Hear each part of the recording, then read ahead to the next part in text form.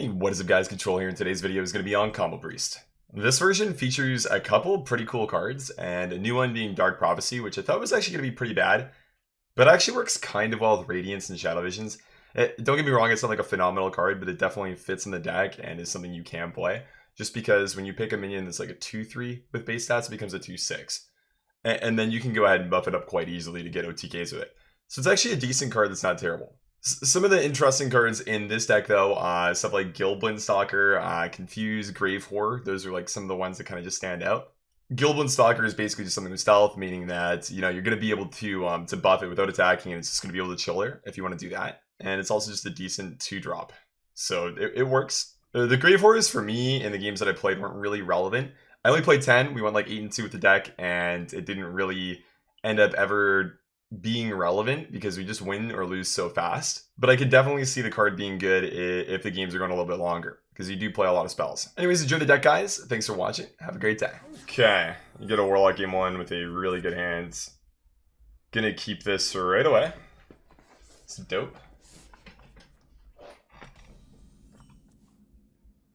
Okay, just jam the Cleric. Blessings to you.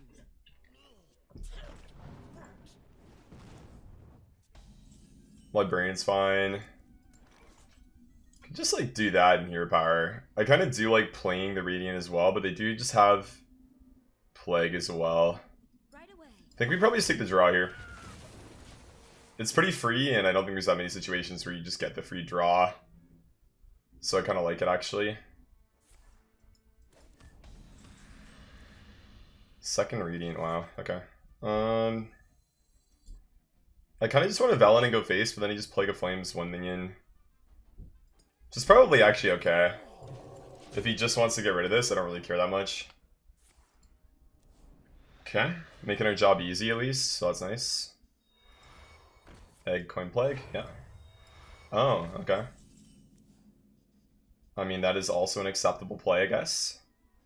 So we don't have a way to heal stuff. If we're playing the Radiant and the Power Word, what are we looking for? I guess it would be like Inner Fire, right? Because we basically kill him. We could also just Power Word and not play the Radiance. I think that's better. I don't really want to commit stuff. Okay, if we put him at 3, is that good enough? Means he can't tap anymore. I mean, it's just got to be the play, right? There's not really too much more to it. It's just good. And I don't think we play the Radiance, because if we play the Radiance, then he just gets more value from Plague. So we just Divine Spirit Inner Fire. And do the classic 18 damage to the face. On turn 4, the Kabal Talonpriest loves to do. And now we're going to see a good friend Plague of Flames. He'll draw 2. And hopefully he won't play Moms, because if he does, it's going to be kind of bad for us. Hey guys, how you doing today? What's up, Pants, Lelouch, TJ, and Mixmaster? You guys are all doing well, having a good day. Okay, top deck's a Plague of Flames, interesting.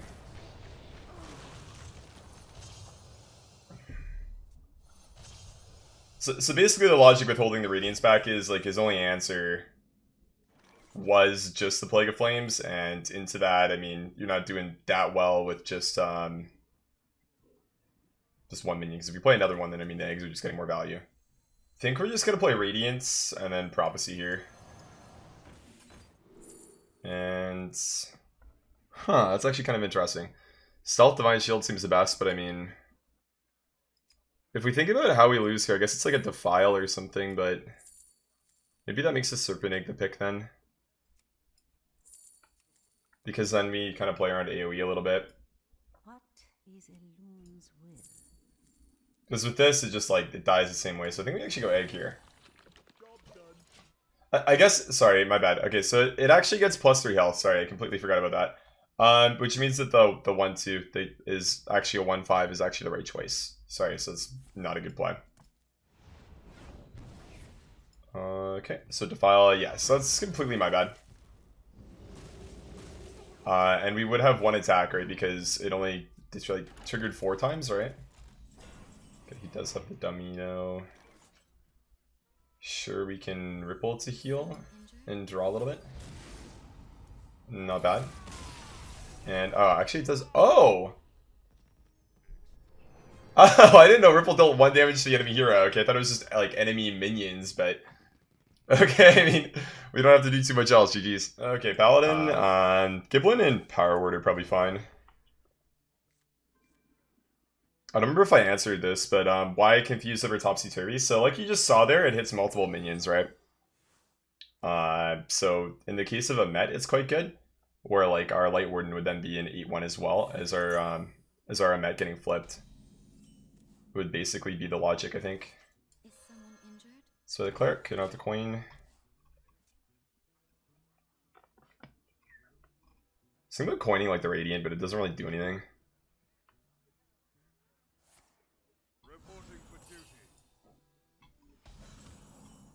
Okay. Right away. I like buffing the Cleric, I think. So if he just doesn't run a Silence, it's really nice to have that buff because it's your draw engine as well.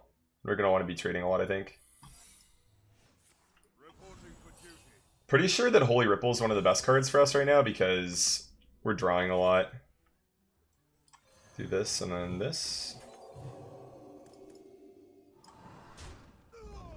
Right away. So I think he's going to play Muster for battle or something now, so he gets a bunch of 2/2s. Would be the move. Juggle and then jungle or something. Okay. Hopefully he doesn't clear off the 2/2.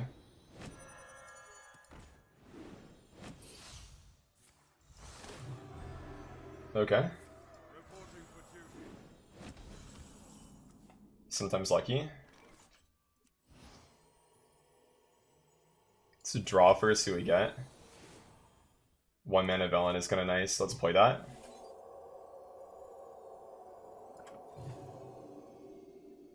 Right away. Should be competitive, I think. Hidden Wisdom is when you play 3, yeah. Okay.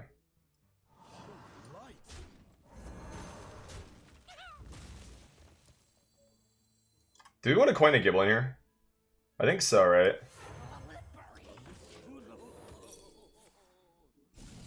Okay.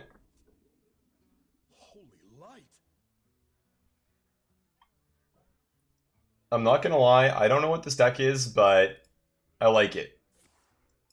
Crystology will draw 0 mana cards for him. Diremal Firefly.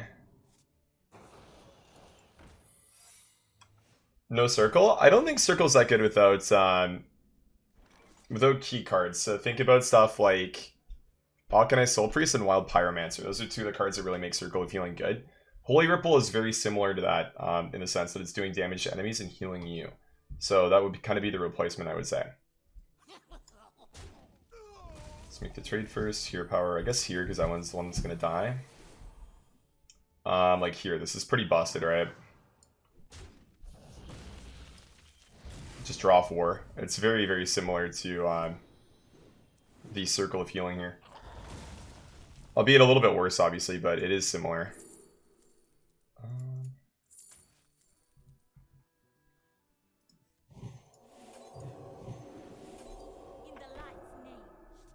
GG, we won.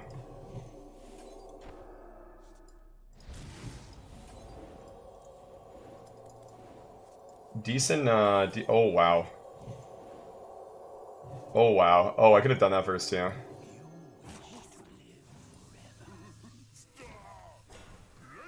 And then Confuse. And base for 91 damage on turn 5. Not bad. Not bad at all. Okay, Shaman. This hand is bad. Very, very bad. Let's ditch these.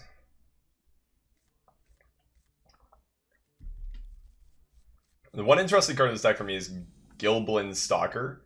It's not going to be good in this matchup because, well, I mean, he's playing Shaman and they have a card called Devolve, so I guess, you know, I guess you could say nothing's really good into Shaman when you're playing Kabal Priest. It's one of my least favorite matchups of the deck because they don't really run hexes, but they do run Devolves, and Devolve is a pretty hard counter to this deck because, I mean, everything other than Grave Warrior is pretty small, and you're looking to buff up small minions to make them do a lot of damage, so in general, you're not going to have too many good outcomes with that card in mind. It's good for the Velen in trade. So I guess the idea in a lot of matchups would be, if they can't remove the Gilblin Stalker, you just like... Well, you always have something on turn 3 to buff if you play it, which is a good pro of the card. But another one would be that, I mean, you could just leave it stealth forever, right? You don't really have to do too much with it. Let's look for an inner fire here. Divine Spirit. I think we actually take the Prophecy over another Spirit. Could be wrong. Spirit's kind of broken. Let's take the broken card over the non-broken card, I think. Thinking about it, like, getting a 3-drop is kind of nice, but... Or sorry, a 2-drop with 3 health is nice, but... I think I'd rather just have another Spirit because...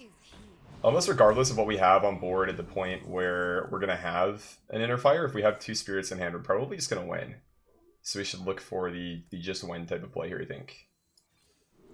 Let's go Prophecy. I mean, I guess like a 2-5 Juggler is good. We don't really care about the health, right? Yeah. It's decent. So we could Holy Ripple and then trade, or we could just silence here.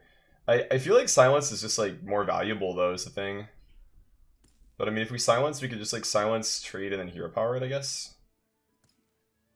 Oh, that's not bad. If we have Velen's up, Holy Ripple deals with all the totems at once, which is really sweet as well. It's actually kind of an interesting interaction there. He should be steeped. Okay. So we don't really get to play spells here, unfortunately.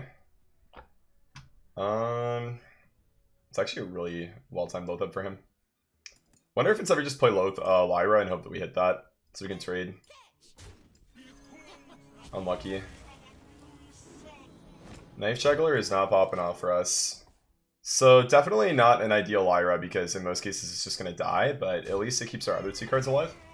So that turn kind of accomplished something even though it seemed like it was really bad. Hey mama, how you doing? Brightling? Okay. And the axe. Swung into the wrong minion with the axe too, that's interesting. Radiance, and I mean... That's gonna get. So I think it's pretty clear that he does not have the devolve card, right? So we might be able to just like Velen's Chosen, Holy Ripple. I believe that I guess the Juggler would still be damaged, but that's fine. So we get 1 more damage if we do that. I think we maybe actually want to spread it out between them though. So like buff the Juggler up and then play Holy Ripple, then play Radiant. So we just maximize damage this way, because we don't really care about the mana costs. This way, if we just buffed up the Gilblin, it'd be a lot worse into like a Hex, but... I mean, we're playing around that a little bit now. And obviously, like, any devolved draw for him is going to be basically just game winning, because we're going to have 3 1-drops that do nothing, and our top decks are quite bad. Reno's fine. No problems with that. Power Ward's good. Should... I mean, I guess if we get Inner Fire, it's lethal regardless, right? So it doesn't really matter what we buff here. Talonpriest, okay. We should probably trade first so we get the 1 damage from the Juggler, I think.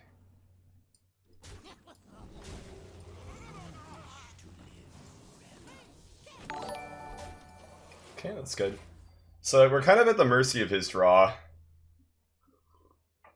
So clearly now we know it's a Reno deck, so Zephyrs or Devolve or... Volcano's not quite going to get him there. That we should be chilling right now. And face. Okay, that actually lines up really well because we have to double trade that. Or we could just get a lucky juggle here. And we get the lucky jungle. Nice. Good stuff. Okay, so again, just spreading the health out here. Not really too worried about too much as far as anything goes, because I mean, we're basically playing until we get a Confuse or an Inner Fire, or we're gonna lose to eventually, sorry, to a Devolve or Zephyrs. So kind of at the mercy of our draw here, and pick up the good card. Let's trade. Let's trade. Hit the hero power. Go boom, a boom, and a bop. 40 to the noggin. That is a big knife juggler, baby. That's what I'm talking about. Combo priest pop off.